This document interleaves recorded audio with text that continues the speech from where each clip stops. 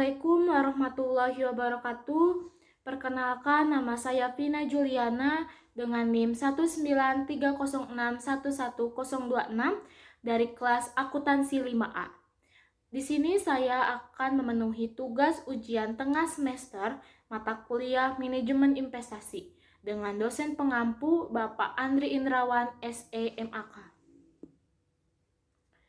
Pembahasan yang akan dibahas pada materi presentasi kali ini yaitu yang pertama ada right issue, yang kedua ada stock split. Pembahasan yang pertama mengenai right issue. Definisi right issue. Right issue sebagaimana dikutip keputusan Badan Pengawas Pasar Modal nomor 26 tahun 2003 yakni hak yang melekat pada saham yang memungkinkan para pemegang saham yang ada untuk membeli efek baru. Efek baru di sini adalah saham, efek yang dapat dikonversikan menjadi saham atau warrant sebelum ditawarkan kepada pihak lain. Right issue adalah penerbitan saham baru di mana saham tersebut diprioritaskan untuk memegang saham atau investor lama. Sederhananya, right issue adalah hak yang diberikan kepada investor lama untuk membeli saham baru yang diterbitkan sebelum saham baru tersebut ditawarkan ke investor lain. Pemberian hak pemegang saham lama untuk memesan terlebih dahulu saham emiten yang akan dijual dengan harga nominal tertentu. Terkadang right issue sering disebut sebagai hak memesan efek terlebih dahulu. Selanjutnya ada alasan perusahaan menerbitkan right issue. Pada umumnya, perusahaan melakukan right issue dengan berbagai tujuan seperti pengembangan dan ekspansi bisnis, melunasi kebijakan hutang, atau untuk penambahan modal dari perusahaan. Ada 3 alasan perusahaan menerbitkan right issue. Yang pertama, penawaran saham baru yang berhubungan erat dengan pengembangan usaha emiten. Yang kedua, setiap pemegang saham lama bersedia untuk melakukan exercise mengingat harga saham yang akan mengalami kenaikan yang dapat memberikan keuntungan kepada investor. Yang ketiga ada harga saham diperdagangkan di atas harga teoritis untuk jangka waktu tertentu. Karena dengan adanya penambahan dana, maka ekspansi perseroan dapat memberikan keuntungan. Ketika suatu perusahaan tersebut membutuhkan dana segar, maka perusahaan dapat menerbitkan saham baru untuk kemudian dibeli oleh investor lain. Selanjutnya ada faktor yang mempengaruhi pembentukan right issue. Yang pertama ada untuk membayar utang, meningkatkan modal kerja, atau untuk melakukan ekspansi. Ekspansi di sini adalah suatu tindakan yang dilakukan dengan tujuan agar perusahaan tersebut menjadi lebih besar atau perusahaan tersebut menjadi lebih berkembang atau lebih luas. Yang kedua, ada stabilitas kondisi serta situasi mikro dan makro ekonomi yang berlaku pada saat ini. Yang ketiga, kondisi harga saham yang ada di pasar saat itu. Apakah kondisi harga saham naik ataupun kondisi harga saham turun. Yang selanjutnya ada rumus perhitungan right issue.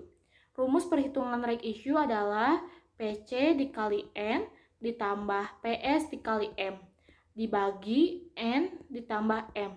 Keterangannya adalah di sini bahwa PC adalah kurs penutupan saham, PS adalah harga pelaksanaan per saham, N adalah rasio jumlah saham, dan M adalah jumlah saham baru. Di sini ada contoh soal dari right issue. Misalnya, seseorang memiliki saham perusahaan ABCD sebanyak 6 lembar dengan harga Rp3.000. Perusahaan membutuhkan modal sebanyak 1 juta dan mengeluarkan saham sebanyak 1.000 lembar, maka per lembar dihargai Rp1.000, yaitu dari perhitungan 1 juta dibagi 1.000. Rasio right issue adalah 6 berbanding 4. di mana setiap 6 saham lama akan mendapatkan hak 4 saham baru dengan harga Rp1.000 atau diskon 66% dari harga lama. Selanjutnya yaitu jika seseorang memiliki 6 saham lama, maka bisa membeli saham baru dengan harga Rp1.000. Uang yang akan dikeluarkan adalah Rp4.000. Harga saham baru bukanlah tetap Rp3.000, tetapi dengan perhitungan berikut, yaitu 6 dikali 3.000 ditambah 4 dikali 1.000 dibagi 6 ditambah 4. Itu hasilnya adalah 2.200.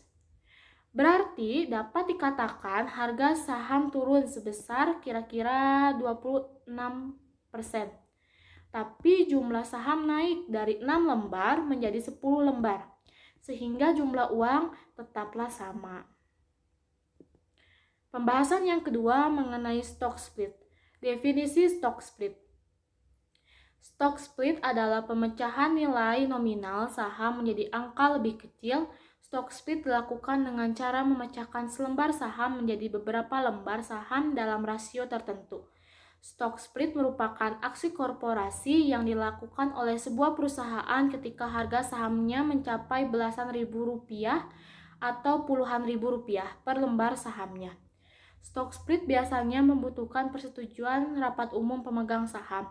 Di sini ada aksi korporasi yang bisa dilakukan lebih dari sekali atau oleh sebuah perusahaan. Ini biasanya ditunggu-tunggu oleh investor retail yang berminat membeli sebuah saham tertentu tetapi tidak memiliki modal yang cukup untuk membeli saham tersebut. Aksi korporasi di sini adalah tindakan yang dilakukan oleh perusahaan sebagai tindakan yang dimana dapat mempengaruhi harga efek, yaitu efek saham maupun obligasi yang diterbitkan oleh perusahaan tersebut. Selanjutnya ada tujuan stock split. Ada dua tujuan stock split. Yang pertama ada membuat harga saham lebih murah. Tujuan stock split adalah ingin memperoleh harga sahamnya menjadi lebih terjangkau, khususnya bagi investor retail. Misalnya harga saham dari PT HMSP tetap berada di kisaran harga Rp92.500. Beli satu lot saham PT HMSP perlu modal hampir Rp10 juta.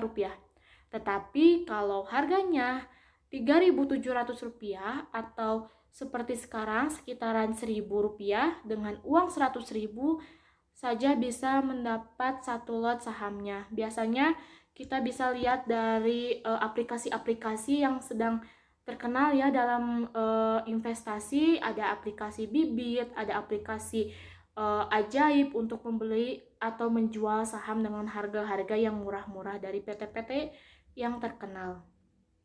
Yang kedua ada membuat suatu saham lebih liquid.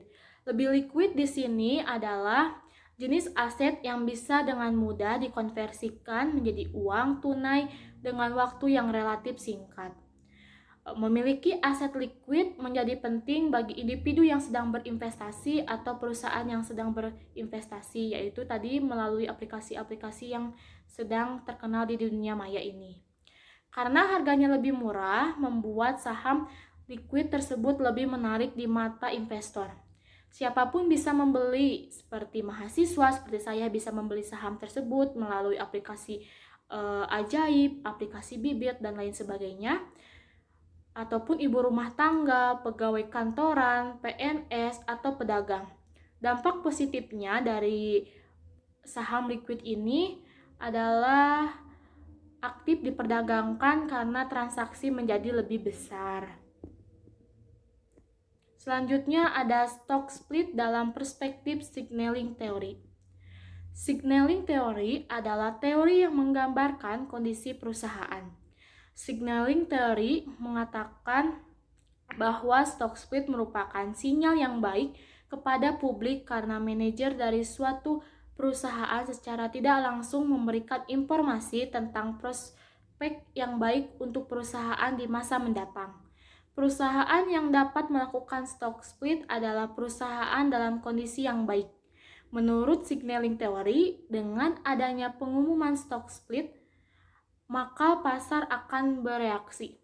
Reaksi pasar ini tetapi karena publik mengetahui adanya prospek yang baik di masa depan pada perusahaan tersebut yang tercermin pada perubahan volume perdagangan saham.